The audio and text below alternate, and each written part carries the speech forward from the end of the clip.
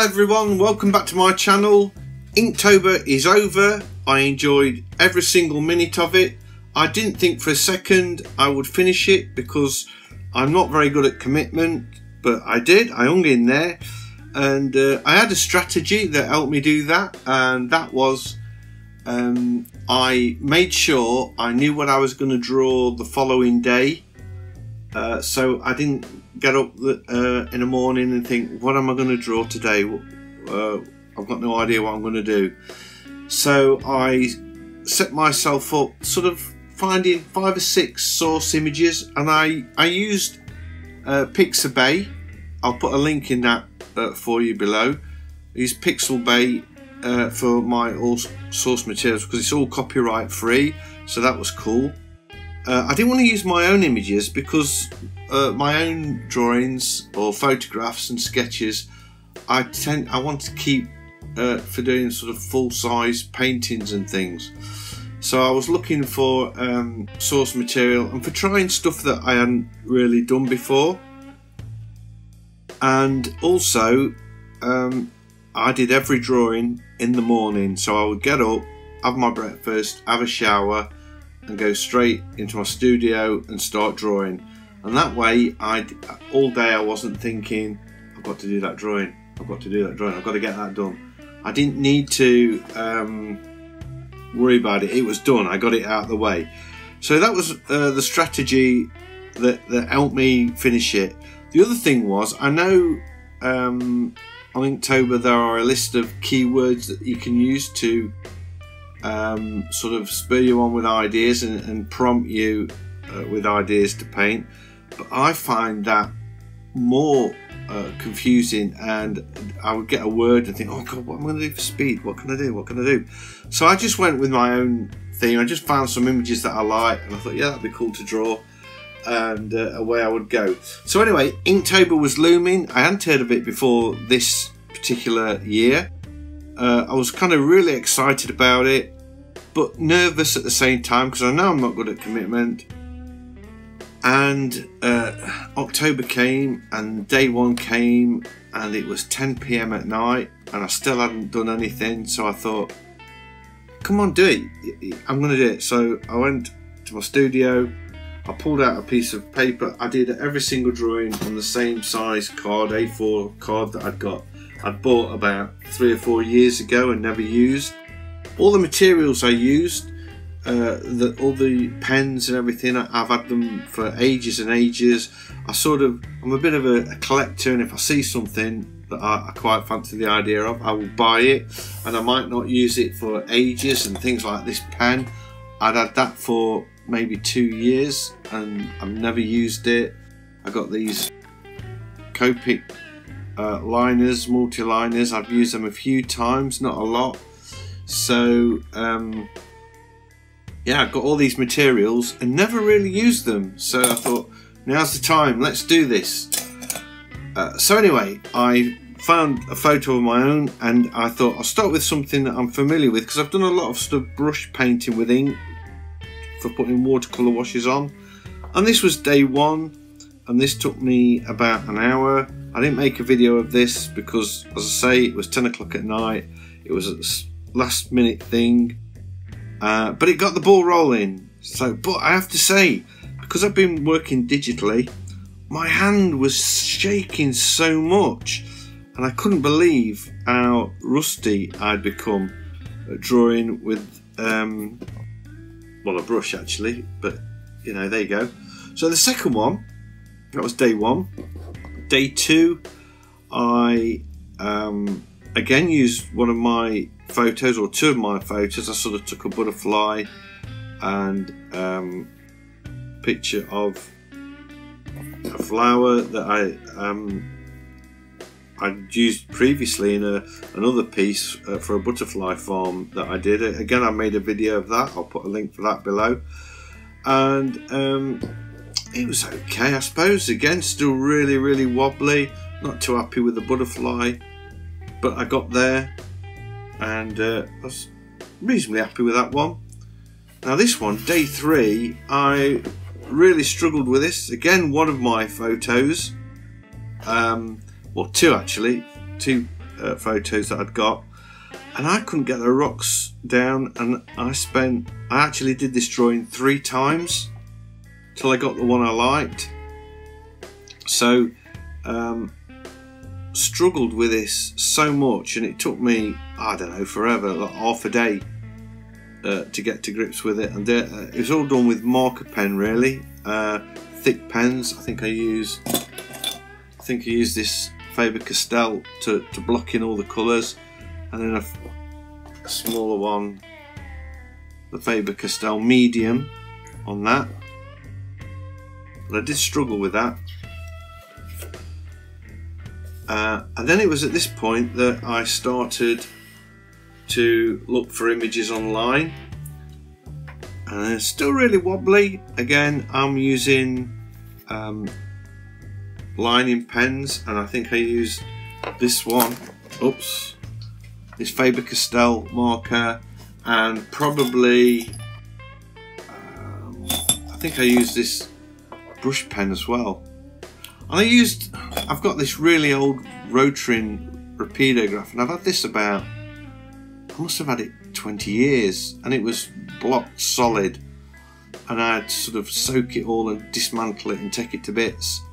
And it did work, but I got through like a full cartridge on this one drawing. I don't know if it was this drawing, but a drawing. So it was really seemed to use the ink up quick. The cartridges aren't very big. Got one here. They're not huge cartridges, but it does seem to get through the ink really, really quick. Definitely on sort of one drawing. Where the Copic liners, I've used them on nearly every single drawing, and they're still all going strong. That was day 4, just a tree. I used some graphic. I'm dropping stuff all over. I'm untidy. I'm an untidy worker, and I've got stuff all over the place. That was a pot of water out. There's no water in it. Well, that's going to go all over the floor. These graphic pens, I use that. I use it quite a lot, actually. Sort of add a touch of colour, and that's the one I used.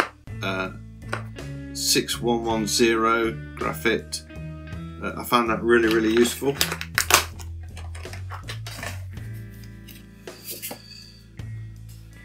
I found that on Instagram, if I put a little bit of colour in, I would get more likes than just doing a black and white drawing. So I did a robin and put a red breast on it. A bit obvious, really. I like doing that one. I really enjoyed that. When I was a kid, I used to spend a lot of time drawing birds. I had this album, this big thick book of birds, the World Book of Birds, or something like that, and I used to sit copying them all the time. So I do like drawing the odd bird. This one I don't like at all. This is from one of my photos. The perspective's all wrong. This canopy thing here is not right. The shading's not right. I think I needed to be a lot bolder in the shadows. So again, it took me quite a while, and I just wasn't happy. I wasn't feeling it. I was sort of losing the plot a little bit. This was day 6. Day 7, I wanted to do a sort of a pattern thing, sort of a William Morris type print, and I sort of used one of his images for reference. Again, I used that same marker, the graphic marker, to colour it in. It was okay, but I'm not, you know, massively over fond of that one. And then I started to do the furry animals thing. So I got to day 8, and this was done mostly with the rotary pen, the rapidograph, and it took me a while, but I enjoyed it. And I've got a little bit of white on there as well that I used sort of to lift out the ink or cover over the ink to sort of, I suppose like an eraser for ink, really. I enjoyed doing the tail and getting all those really thin wispy hairs in there. I like doing the detailing. I'm not normally into detail, so I don't know how come I got into that. And then by day 9 I was well into the animals. My brushwork, pen work's still a little bit ropey. If you look really close up. Again, I'm using that marker to add a touch of colour. Just a ram really. This one, I moved away from the markers and I got my Inktense blocks out to add the colour. So this is also in an orchard. Again, I got the image of Pixabay and I really enjoyed that. I tried to add a little bit of form to the apples with the colour, leaving highlights as you can see on there, and then putting a wash over it. That's pretty much how I would, if I was out sketching outdoors, I would take a palette or some watercolour pencils and soften it off similar to that. I got a bit crazy here with the Inktense, and I wanted to do sort of just put a load of colour down and then work over the colour. So that's what I did. So I sort of guessed where the water would be and the yellow and then the red for the building. So sort of primary colours. Just whacked them on first and then went in the drawing with thick pens. I don't know if I used a brush or not. I was definitely using the thick pens and the markers. I enjoyed doing that. I like the kind of looser style where we're not getting into too much detail. Day 12, I've got some Derwent pens that are coloured ink, and they're a bit random because they tend to just bleed out ink on you at the most random moment. This is the brand. They're called Line Painter, and this is what the pens look like. And as you can see, when I was writing my name at the bottom, it just splodged this big blob of ink, and I lifted it up and just let the ink run down the paper, a bit like you would in Rebel and the digital art package really. And there was a big blob of ink there that I had to sort of incorporate into the shape. But I did like doing it. I liked the idea that I was getting colour into the ink work.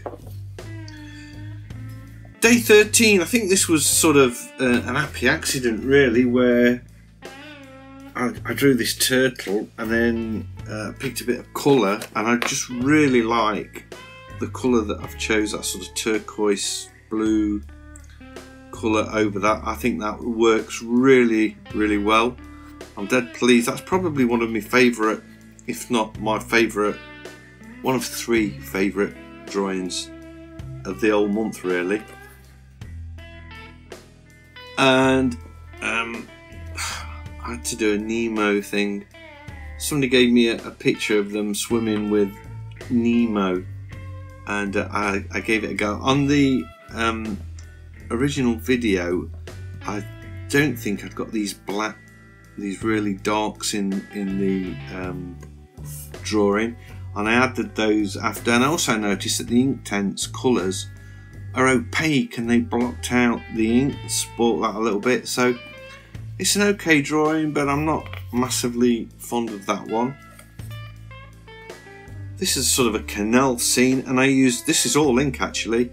The black lining was done, I think some of it was done, if it was with a brush or not.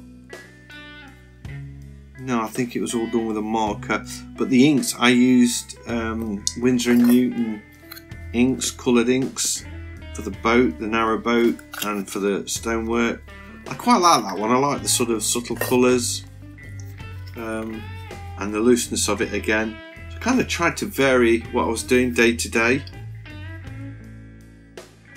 This was one, again, where I wanted a lot of colour. I think it was a quick drawing. I hadn't got a lot of time for this one, so I sort of chose a subject that I could do really quick. There's issues with the perspective. I've got the petals too narrow on this side, and this side they're too wide. It would have been better, I think, the way I'm looking at it, if it had been the other way round and the stem coming down there. But anyway, it's okay, I suppose. I really like this one. I thought this one came out really well, and I just sort of sketched it out quick, and then I put in the blacks first with a marker pen. So I just got all these sort of negative black shapes inked in, and then I went over doing the detail and then cross-hatching it. I like that one. I think that's come out really, really well, and no colour. And then I went back to the colour thing with this fly. I think it's a horse fly or something. It's okay, I suppose. Not best one, I don't think. I like the colours, and that's what I really aim for. I'm not too happy with the wings. I don't think I got them looking how I wanted.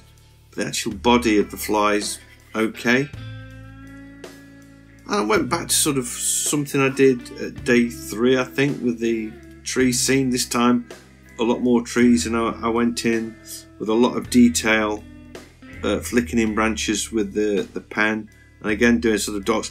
I've decided as I was progressing through the month, I was liking the fact that you can get really dark shadows, and you start to see that more and more.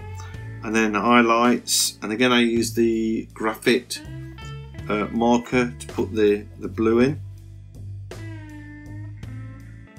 Day 20, this was alright until I put the black around it, and then it all kind of went a bit pear-shaped, and I wish I hadn't have done the black. I wish I'd have just left the bearded dragon's head on its own. I like the colours I've got in there. All the colours on this was done with Inktense. I thought because they're ink, rather than using watercolours, Inktense blocks, it's Inktober, I thought they'd be the way to go. So, okay drawing, I suppose, but I do think I spoilt it. This was an exercise in just doing shadows with hatching, sort of a bit more traditional type drawing. I like doing that one. I like landscapes, and this is the sort of thing that I would sketch, and there's lots of little cottages like this near where I live. So yeah, I like that. I like the fact I've got the really black dark trees here, and just very thin lines on this side for the trees to sort of give the impression of light. I'm quite into that one. This was a quickie. I didn't have a lot of time on this one this day, so I needed to do something fast. So I practiced drawing negatives. So I sketched out the white and then just drew in all of the black with marker pens and a fine liner to add the dots. So it did take me very long, about half an hour or something like that, so I was quite pleased with that. So now I'm doing more and more of these furry animal things, which I've never ever done before, to be honest. This is an all new venture for me, and I start looking a bit closer at the fur. Instead of just doing sort of little dashed lines for the fur, I start to look at how the fur's matted together and try and create that in the drawing. So I was really pleased with that and the effect I got there. I thought that worked really, really well. This one again was a quick drawing, really. I didn't have a lot of time. I used the sepia ink from Winsor & Newton to add the colour, but I got a lot of likes on Instagram, and people were saying that they like this one. So maybe people just like mushrooms. It was okay. I love this one. I love doing this one. Again, I drew all of the black first. Well, I drew a pencil outline and then sketched the ink the black in, and then started putting the fur in. Again, I'm going into the matted fur thing going off there, and I enjoyed that. Just a squiggle for the water, which is typical of me. Sort of do the bit that I'm interested in, then what's not really bothered about, just sort of rough something in. I used a white pen to put the dots of the water splashing around the bear. This was sort of a typical sketch that you might do before you do a painting, I suppose, where I was using the Inktense to add the sky and some shadows and stuff. Even though I'd cross-hatched it, I thought it would look it didn't look finished, so I got the ink out to add that little bit of colour. So we're getting really close to the end now. I think this might be my favourite of them all, really, and I'm well into the drawing negative shapes and then doing the lining. This took me ages to do that, and I was putting black ink on, then using white ink to cross hatch it, and then putting black on it again to get that sort of texture of the elephantine, and I'd splodged ink here, and so I decided to put a tree line in and cover up the mess. But I like that. I think that's come out really nice. And I started to get obsessed with this fur thing, doing different textures. So I did another one, fox this time, with day 28, and a little bit of ink. No, it was Inktense. Yeah, Inktense colour wash just faded away there for the tree stump. Really quick one. This was, I didn't have a lot of time for this one, and so I just sort of did a really quick ink drawing and then blasted some colour over it with Inktense colours, and then used a lining pen just to put this sort of texture on it. So not my favourite, but it meant I got a picture done on the 29th day, because there was no way I was going to fail at day 29. So then I'm looking at feathers, so back to another bird, and again I was kind of looking at the detail and trying to get the way the feathers all clumped together, and spending quite a little bit of time on that. I don't think I did the head justice, that's a bit ropey, but I quite like this area here. That was day 30. Then on day 31 I thought, I've got to go out with a bang and do something, you know, sort of take it up a notch. So I did this, and it's really, I suppose, incorporating all of the techniques that I've learned over the month, and I do feel I've improved massively over the month, and I'm really glad I did it, and I've got an idea for another project after this. But this took me about, it's a snow leopard, it took me about 3 hours to complete, and I was really pleased with the end result, and I thought it was a fitting drawing to finish my Inktober. So for everybody that's followed me over the month and looked at my videos and give me a thumbs up, thank you so much. I've now actually reached 100 subscribers, which I know it's nothing, is it? I mean, there's people out there with hundreds of thousands of subscribers. To me, it's a massive deal that I've got 100 people looking at my artwork. So thank you all so much for liking and subscribing. And if you haven't subscribed and you're new to the channel, please subscribe, because I've got lots of more ideas. I've got a course coming up that I'm going to do on watercolour painting. I've got a new series that's going to follow this Inktober called 720 Things to Draw, and while I'm doing that, I'm still going to be doing all the digital painting and following my adventure along that. So thanks for watching, and hopefully I will see you all in the next one. Take care.